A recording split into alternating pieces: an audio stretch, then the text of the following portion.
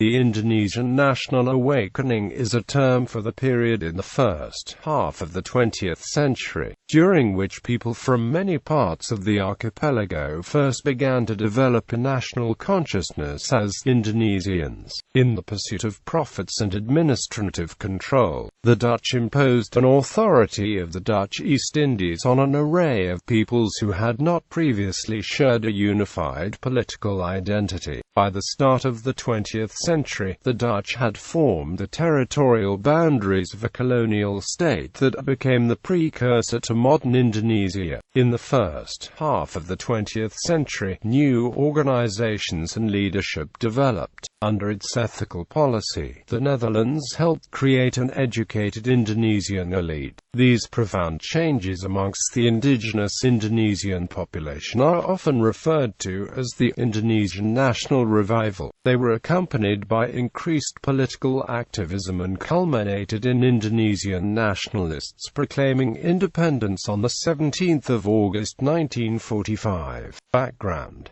several factors gave rise to a nationalist consciousness: the indigenous print media, urbanization, communism, Islam, education, mass entertainment, and suffering under Dutch apartheid. Nationalists helped incubate a national consciousness. Leading intellectuals such as Kartini, Tirta, and Samaun gave voice and sentiment to the idea of a unified archipelago. These leaders, along with many others, sought to embrace modernity, a nation, freedom, and independence. Indigenous voices were suppressed by the Dutch, who disallowed freedom of speech and freedom of assembly, and who extensively spied on dissident organizations. Indeed, only a small number raised their voices against colonialism, with most people avoided the Dutch as best they could and with the aristocracy content to collaborate. Quote, "The modern movement against colonial rule was maintained by the passion and commitment of a few remarkable men and women. The movement had its beginnings in the late 19th century, a period of Dutch India's government consolidation that significantly reinforced the governance over much of the area that is now in the 21st century the national Indonesian territorial boundaries." Kartini was one such individual who provided the impetus and ideology which inspired patriotic nationalists to pursue their ideals despite the adversity.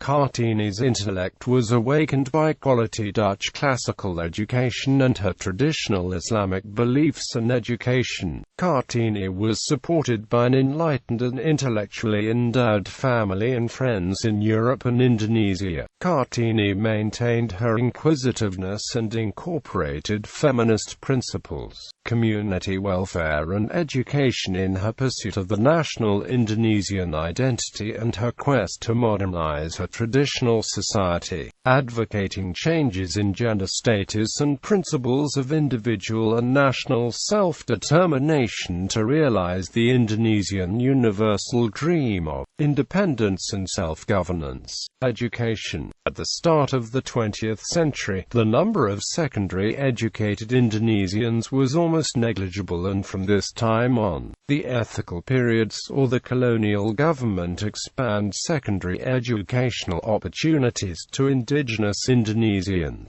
In 1925, the government's focus shifted to the provision of a widespread three-year elementary vocational education. In 1940, over 2 million students were attending such schools, which is thought to have improved the 6.3% literacy rate recorded in the 1930 census. Dutch medium education opened new horizons and opportunities, and was in strong demand by Indonesians. In 1940, 65,000 to 80,000 Indonesian students were in Dutch and Dutch-supported primary schools, equivalent to 1% of the relevant age group. Around the same time, there were 7,000 Indonesian students in Dutch medium secondary schools. The vast majority of students attended intermediate MULO schools. Although the numbers of enrolled students were small compared to the total relevant age group, the Dutch medium education was of high quality and from the 1920s on began to produce a new educated Indonesian elite.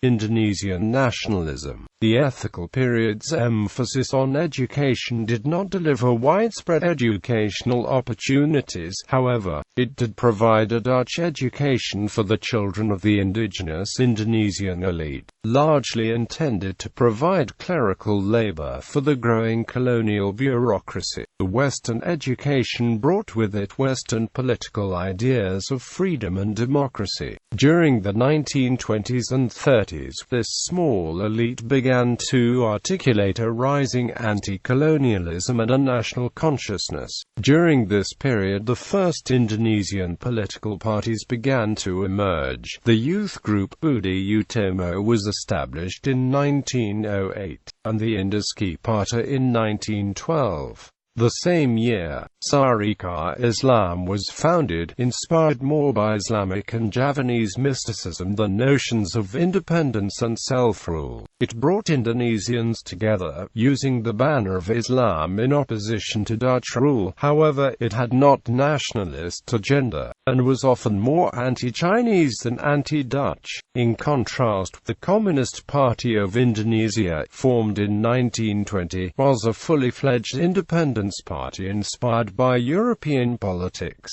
In 1926, it attempted a revolution throughout Indonesia through isolated insurrections across Java that panicked the Dutch, who arrested and exiled thousands of communists, effectively neutralizing the PKI for the remainder of the Dutch occupation. Muhammadiyah was established by K. H. Ahmad Dahlan in Yogyakarta, and with Hoso Oyo and some associates formed the Peasants' Insurance Cooperative in Magelang. On the 20th of July 1913, Suwadi Suryaningrat, who had connections with the Bumi Putra Committee, wrote Alsikens Nederlander was a striking protest against the plans of the Dutch colonial government to celebrate 100 years of Dutch independence. As a result of this article, Dr. Tjipto Mangunkusumo and Suwadi Suryaningrat were tried and sentenced to exile in the Banda Islands. However, they were given the alternative choice of transportation to the Netherlands. In the Netherlands,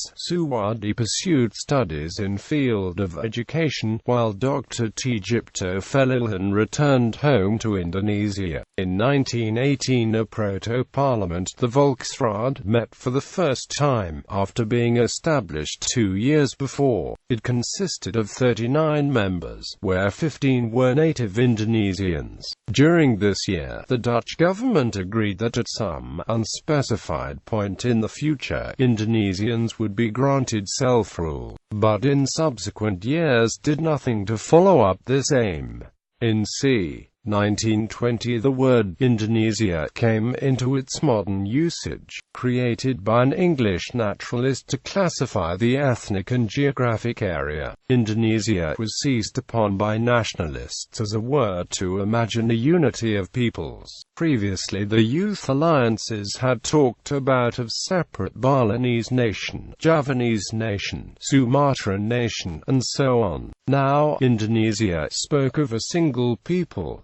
In 1927, Sukarno founded the Indonesian National Party in Bandung. It was the first all-Indonesia secular party devoted primarily to independence. On the 28th of October 1928, the All-Indonesian Youth Congress proclaimed the Youth Pledge, establishing the nationalist goals of one country, Indonesia, one people, Indonesian, and one language, Indonesian. Repression of Indonesian nationalism. Political freedoms under the Dutch were limited at best, while Dutch aims to civilize and modernize the peoples of the Indies sometimes led to tolerance for native publications and organizations. The Dutch also strictly limited the content of these activities. Like many leaders before him, the Dutch government arrested Sukarno in 1929 and placed a virtual ban on PNI. Indeed, the Dutch colonial government repressed many nationalist organizations and jailed a variety of political leaders. Although the Dutch were unable to completely stifle local voices for change, they did successfully thwart widespread agitation. Although nationalist sentiment remained high in the 1930s, real moves towards independence remained stifled. With the dramatic changes of the Second World War, however, political power was recast forever. End of the colonial state. With the coming of World War II, the political fate of the Indies was suddenly obscure. The island's Dutch rulers found themselves occupied by Germany in May 1940.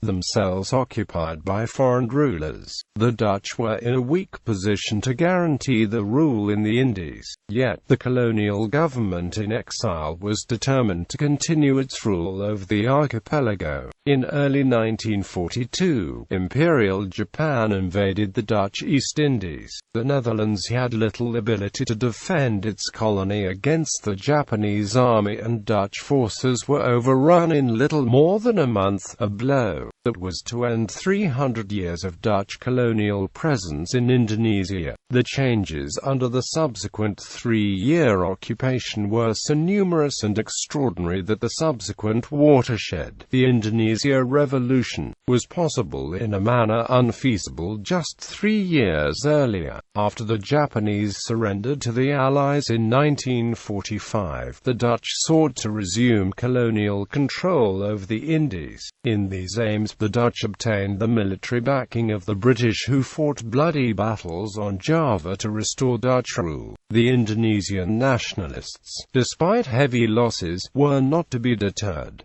By 1945, an idea of Indonesia was seemingly irresistible.